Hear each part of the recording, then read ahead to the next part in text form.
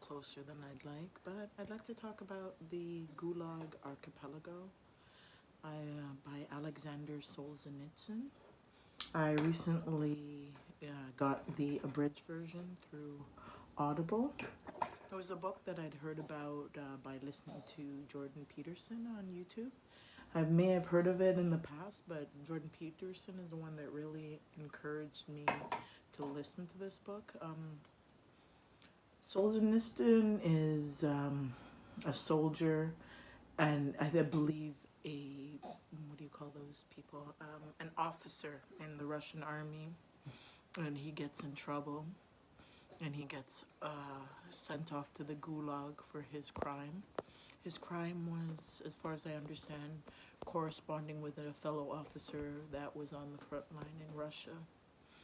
While listening to the book, Solzhenitsyn details life in the Gulag, the trip going there by train, unheated, packed in like cattle, took months to travel, just like really dismal, desolate things happening. But he gave great description. He talks about like the conditions of the Gulag and the cruelty that the people there face, and just like the arbitrary punishments that they give, where guards will put the handcuffs on your hands, but just on four fingers, so it squeezes you to enact the most pain. How like you are subject to humiliation. You may die at any moment on the whim of the guards. He talks also about the people who are fellow inmates but are given positions of power over the occupants of the Gulag, and how they're more cruel and vindictive than the actual guards that are paid to be there. There's just a deterioration of society and a need just to support Moscow, and a lot of people lose their lives. A lot of things just are done to you, and you're just arrested on a letter being sent about you or someone reporting on you, and there's a lot of like arbitrariness of it. And I believe this is behind Lenin, who took over Stalin. And for some reason, Lenin was a very paranoid man, and he wanted to enact his revenge, and his people who followed him did things just for their own gain, and even if they crushed their own people.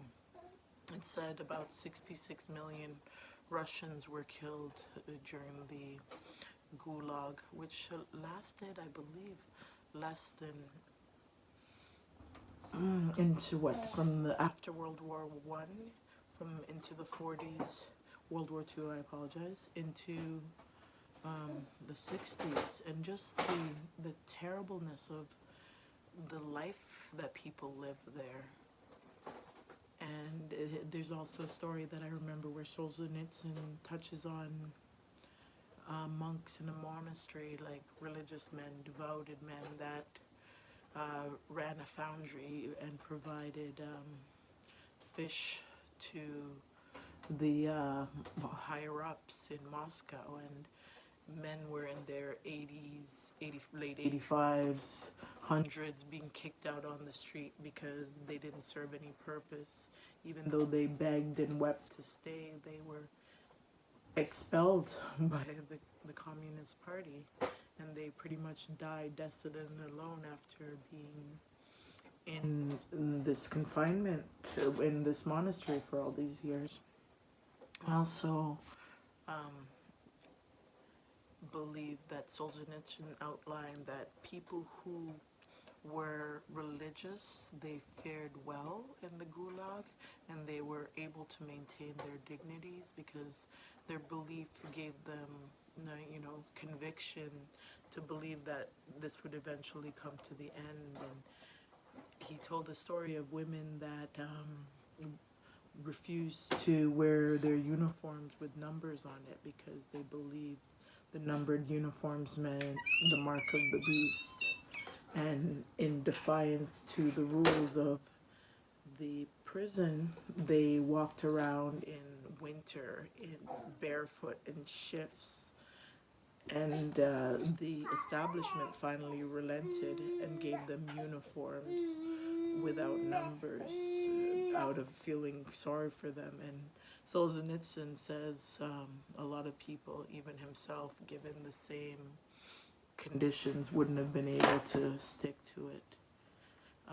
So what I get from the book, the times were desolate.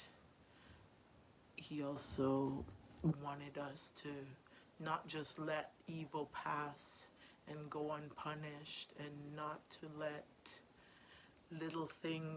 allowing these little things to happen and remaining complacent, because it wasn't just you at the time. It slowly trickled down, and the person being oppressed became you.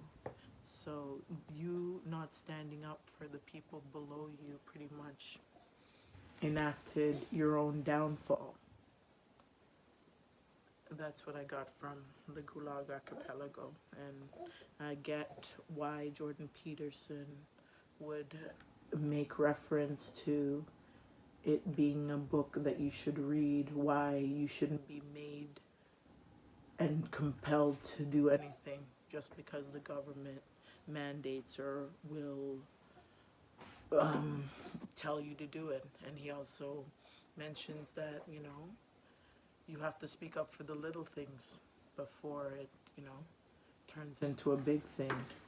And that's pretty much how the Gulag archipelago breaks it down.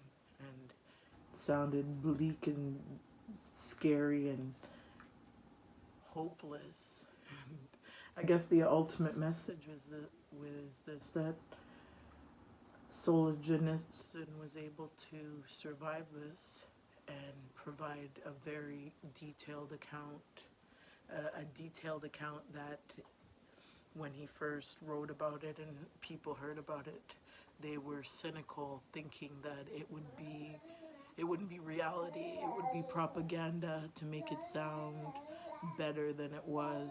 And when they found out that this guy had done a accurate and detailed and expressed the real pain of the place, this is why this book took off.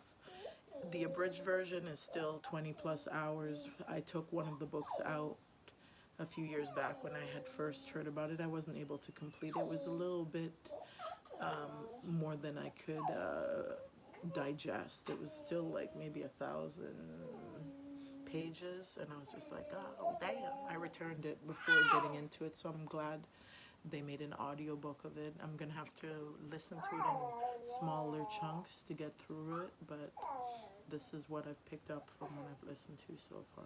So I want to share what I learned with you, and I hope this is encouraging for you to listen to it on your own, read it on your own, or just explore some of the ideas. Have a good day.